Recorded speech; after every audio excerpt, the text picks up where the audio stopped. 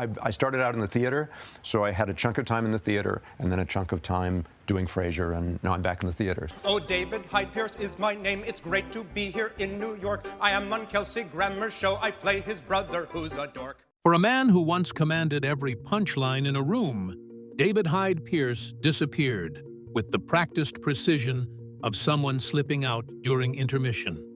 The usual reasons weren't there.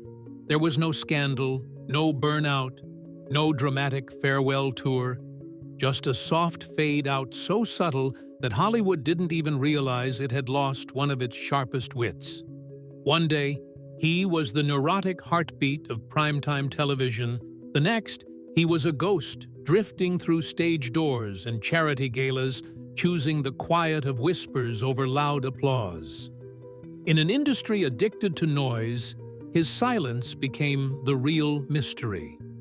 So let's step into those shadows and trace the gentle, deliberate vanishing act of a man who never needed the spotlight to shine to begin with. He once occupied a secure and unshakable place in the American sitcom landscape, and his gradual drift from the glare of television feels like a mystery that Hollywood was never prepared to solve. During the height of Frasier, he wasn't just another actor on a successful show. He was one of the most recognizable faces in primetime, a performer whose comedic precision became a weekly masterclass in timing, subtlety, and emotional depth. Yet, as the years passed and the entertainment industry reshaped itself around louder genres and broader personalities, he made a choice that few stars at his level ever make: stepping back. This was a deliberate shift powered by intention, artistic values, and a deep-rooted preference for privacy over publicity. While other Hollywood names battled to maintain relevance or reinvent themselves for new streaming audiences, David charted a different path entirely. Understanding why David Hyde Pierce disappeared requires stepping beyond the tabloids and the noise of celebrity culture. It means looking at the architecture of his career, the world he came from, the role that made him famous, and the personal and professional decisions that shaped his path in the decades after Frasier ended. David Hyde Pierce's early life and training. Long before David Hyde Pierce became synonymous with sharp-tongued wit and elegantly neurotic humor, he was a quiet, academically inclined kid from upstate New York, far removed from the world of sound stages and celebrity culture. He was born on the 3rd of April, 1959, in Saratoga Springs, New York, where he grew up in a stable, middle-class environment that nurtured discipline, curiosity, and a deep sense of personal responsibility.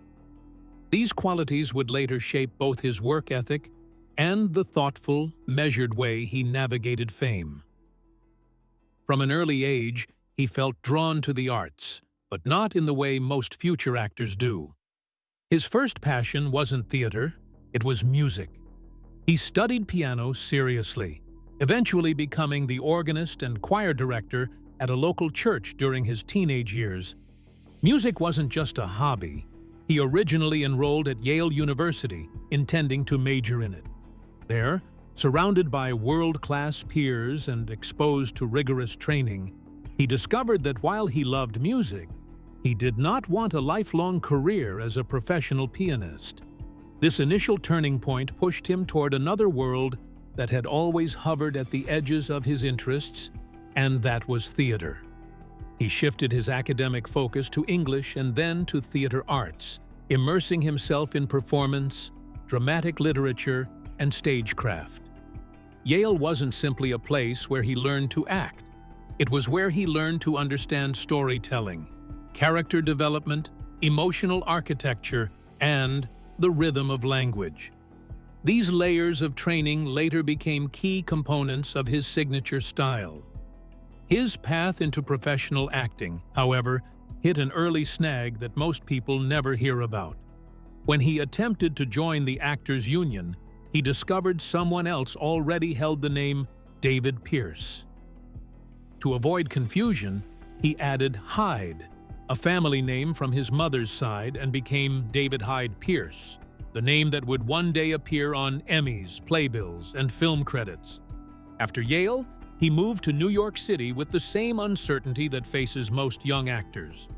He took the type of jobs that future stars often start with, acting in small theater productions, waiting tables, and slowly building a resume that reflected discipline more than luck. But what distinguished him early on was his craftsmanship. He had classical training, a sharp intellect, and a voice and presence that directors found unusually refined for someone his age. These foundational years, crafted with study, discipline, and the patience required to build a serious acting career, would become essential later when he stepped away from mainstream Hollywood. His withdrawal from the spotlight was not the retreat of someone who couldn't keep up. It was the evolution of someone who had always valued craft over attention. With his early training in place, he was ready for the next step, establishing himself in the intimidating and competitive world of professional theater and early screen acting. Building a career in theater and early screen work. By the early 1980s, the man named David Hyde Pierce had carved out a modest but steadily growing presence in New York's theater world, a crucial foundation that would ultimately shape the precision and depth of his later screen performances. Unlike many actors who leap into television early, his path was decidedly traditional, almost old-fashioned, starting with learning the craft, earning smaller roles, and letting skill, not hype, carry him upward. His Broadway debut came in 1982 with Christopher Durang's Beyond Therapy, a sharp, chaotic comedy that matched his intellectual sensibilities and dry humor. It wasn't a star-making role, but it placed him squarely within the city's vibrant theatrical community and proved he could hold his own beside seasoned stage performers. Throughout the 1980s and early 1990s, he built a resume that was rich in variety, if not yet in mainstream recognition. He worked in off-Broadway productions, regional theater, and steadily took on roles that showcased his versatility, switching easily between themes of farce, drama, satire, and experimental work. He had a knack for characters that required nuance rather than broad strokes, a trait that would later make him a standout in television's ensemble settings.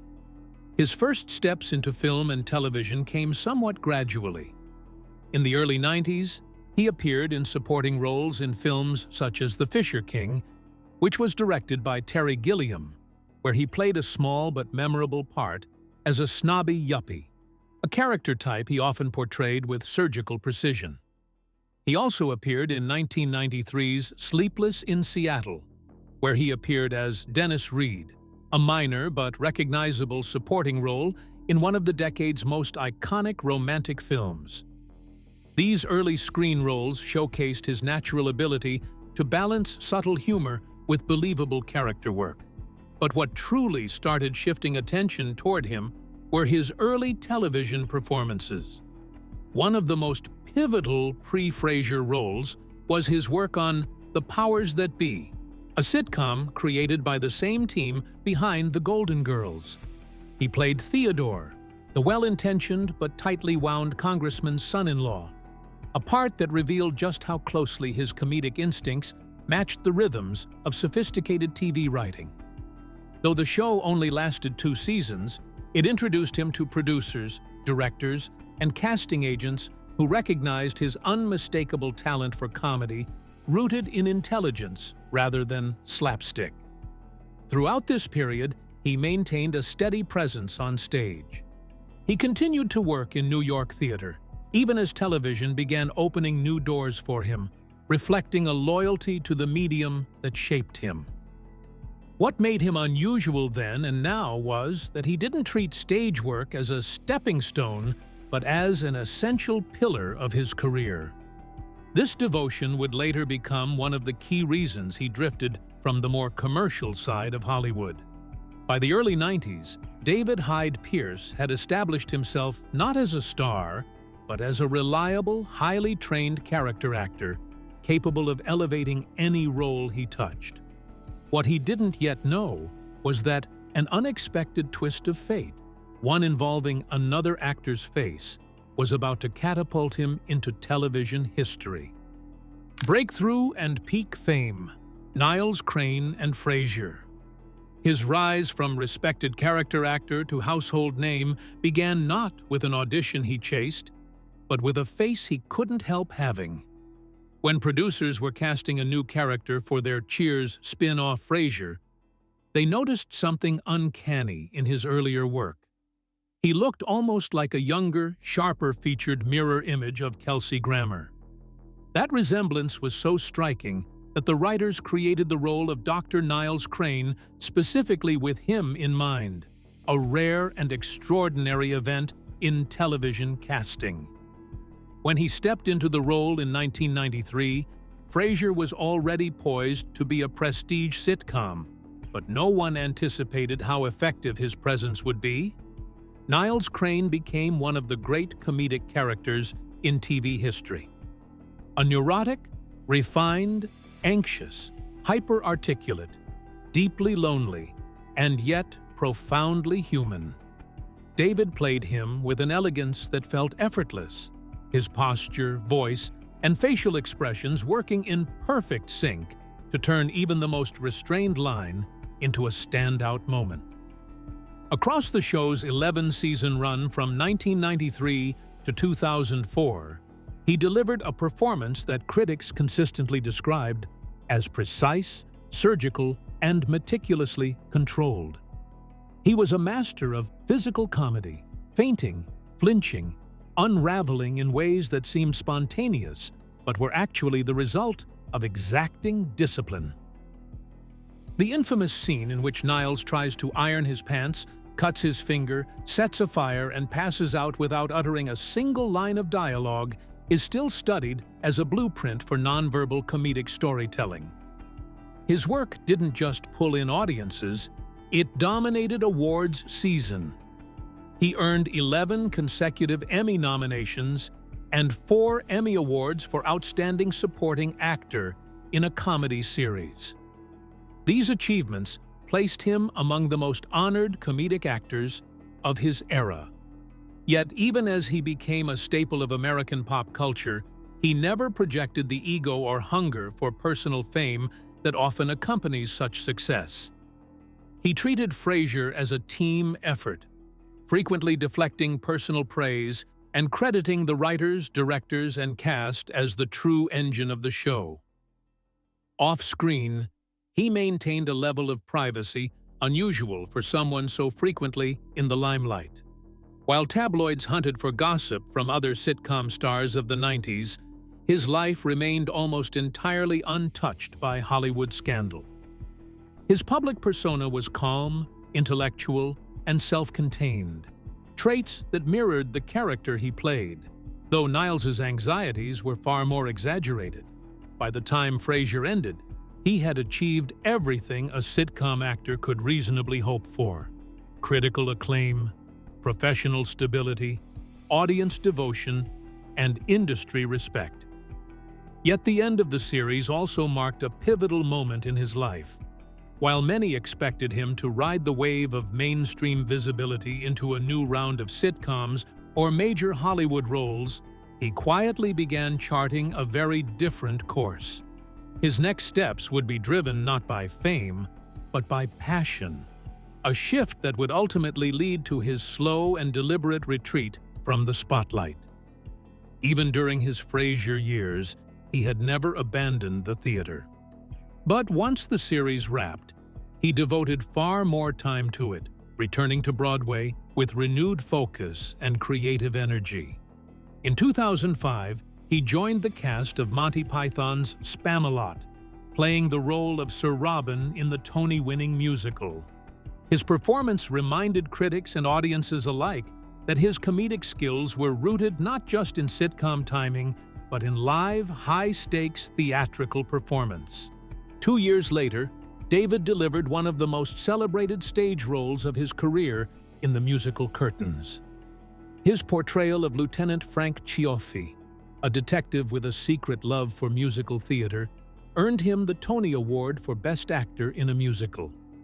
It was a defining moment that confirmed what those in the theater world had long known.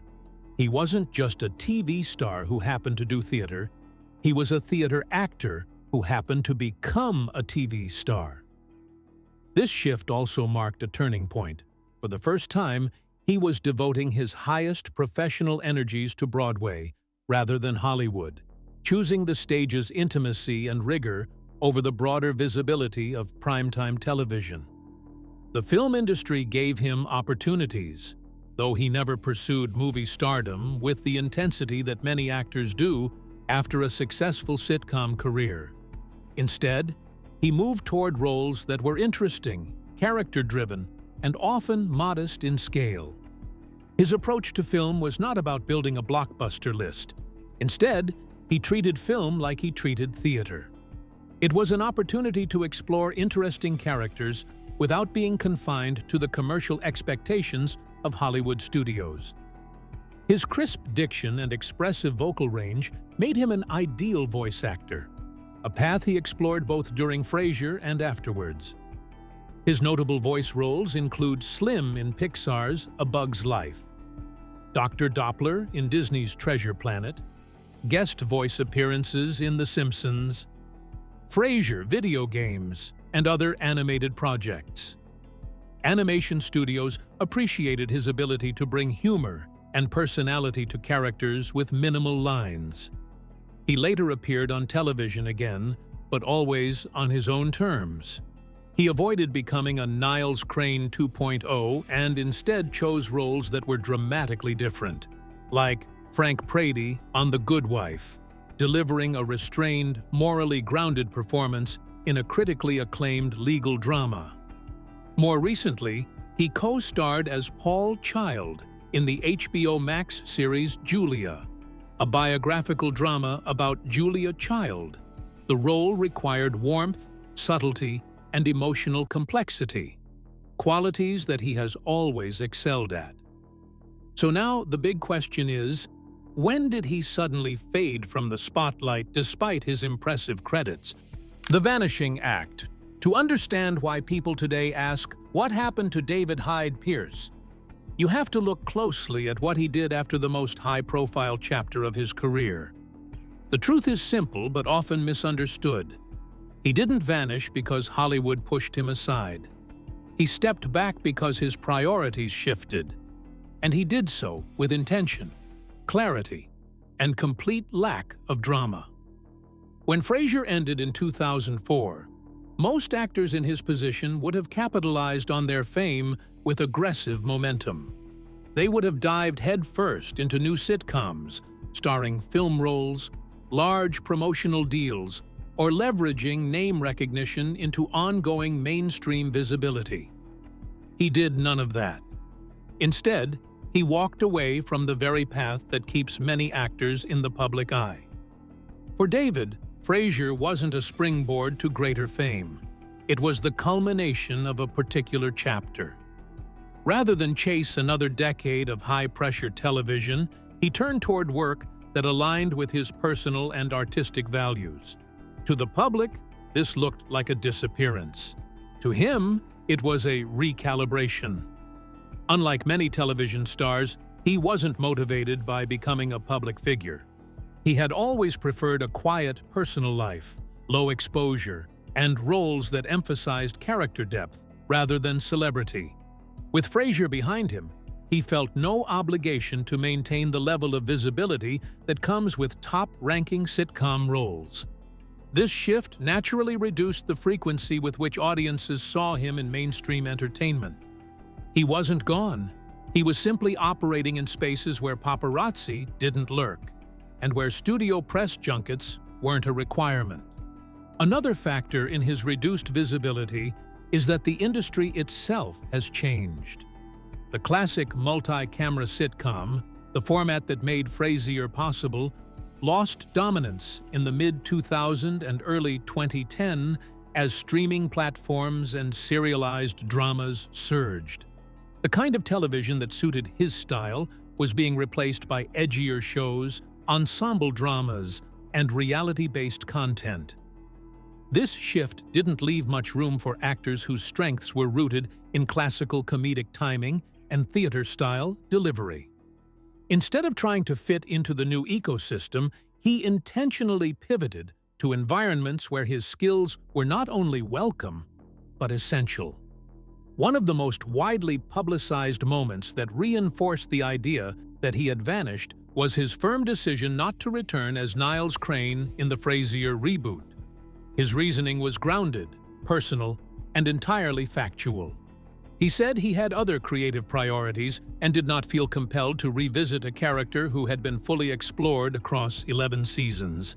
He later explained that he loved the original show deeply, but was ready to move on creatively. He didn't want to perform nostalgia or recreate something for the sake of expectations. To fans, his decision felt like a disappearance. To him, it was simply integrity. During this period, he focused heavily on theater, acting, directing, and sometimes even crafting new works with his husband, producer and writer Brian Hargrove. Theater offered a kind of artistic intimacy that Hollywood could not. It allowed him to work deeply, rigorously, and without the constant background noise of fame. This shift meant that there were fewer television appearances, no major sitcom commitments, no pursuit of celebrity endorsements, and little interest in maintaining Hollywood buzz. Yet he was active, just in ways that the average viewer rarely sees. Finally, a key component of his vanishing is simply that he values privacy. He has never been a fixture in Hollywood nightlife, tabloids, or entertainment media. As a result, when he isn't starring in a weekly television show, the public doesn't see him at all. This absence creates the illusion of disappearance. In reality, he has always preferred living quietly. Fame was a side effect of his talent, not something he sought or depended on. What do you think of his choice to step out of the spotlight? Let us know in the comments below. Thanks for watching. To enjoy more exciting videos, click play on the video on your screen. And don't forget to like, subscribe, and hit the bell so you get notified when a new video drops.